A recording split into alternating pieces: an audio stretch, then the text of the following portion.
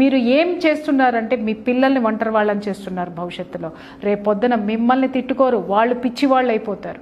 ఈరోజు మీరు ఏదైతే విత్తనం వేస్తున్నారో రేపొద్దున అదే మొక్కలు మొలుస్తాయి మీ పెరట్లో. అంటే మీరు వాళ్ళని ఒంటరి వాళ్ళని చేస్తున్నారు. నీ భర్తని నువ్వు ఒంటరి వాడిని చేసి హింస పెట్టి వాడిని బాధ పెట్టి ఏదైతే చేస్తున్నావో నీ పిల్లలకు అదే మిగులుతుంది. పర్వాలేదు నా పిల్లలు ఇలా ఉంటే అలాగే ఎట్టయినా సావని నేను మాత్రమే బ్రతకాలి అని అనుకునే ఆడవాళ్ళ కర్మ, మీ దరిద్రం, మీరు ఏడవండి. కానీ బాబు, ఇలాంటి కుటుంబంలో ఉన్న పిల్లల్ని హెచ్చరిస్తున్నాను, దయచేసి మీరు మారండి. ఇలాంటి యాటిట్యూడ్ని మాత్రం మీరు అడాప్ట్ చేసుకోవద్దు. డెఫినెట్గా అండి. బట్ దీనికి సొల్యూషన్ ఏంటి అసలు? నాగరాజు గారు, మీరు నేను ఇంటర్వ్యూ తీసుకుంటున్నారు, ఓకే? మీరు క్వశ్చన్ ఇస్తేనే కదా నేను కౌంటర్ ఇస్తున్నాను, సమాధానం చెప్తున్నాను. అలాగే సమాధానం ఎక్కడి నుంచి వస్తుంది? క్వశ్చన్ నుంచి వస్తుంది. క్వశ్చన్ నుంచే వస్తుంది. అలాగే సమస్య నుంచే పరిష్కారం రావాలి సార్. పిల్లైనా సరే రూమ్లో పెట్టి కొడితే పులవుతుంది. సమస్య నీది అన్నప్పుడు ఇక్కడ భర్తలను కూడా నేను చెప్తానండి, ఎందుకు నోరు మూసుకుని కూర్చుంటున్నారు వీళ్ళు అంటే, హింస పెట్టమని అనట్లేదు నేను, దాష్టికాల దౌర్జన్యాలు చేయమని నేను అనట్లేదు.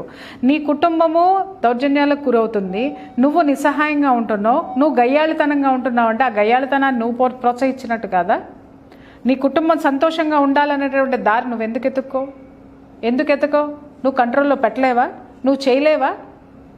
ఇక్కడ చాలామంది చెప్పేటటువంటి వర్డ్స్ ఏంటి అనంటే, కేసులు పెడుతున్నారండి, కేసులన్నీ అటువైపే ఉన్నాయండి అని మాట్లాడుతున్నారు. ఆడవాళ్ళకు కూడా నేను చెప్తున్నాను సార్, కేసులు పెట్టి ఎన్ని రోజులు కాపురాలు చేస్తారు మీరు? బెదిరించి ఎన్ని రోజులు? అది కాపురం అంటారా అసలు? దాన్ని కాపలా కుక్క అంటారు సార్.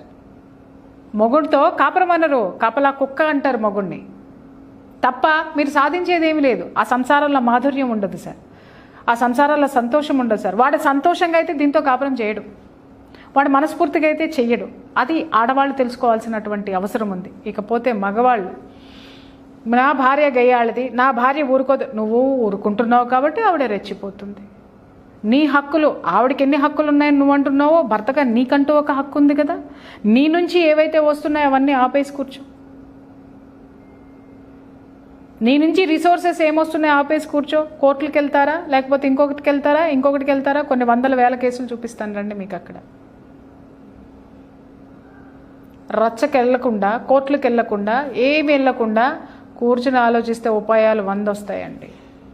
నువ్వు ఎంటర్టైన్ చేస్తున్నావు కాబట్టే, నువ్వు భరిస్తున్నావు కాబట్టే ఆవిడ దాష్టికాలు ఎక్కువ అవుతున్నాయి. భరించినంత వరకు మాత్రమే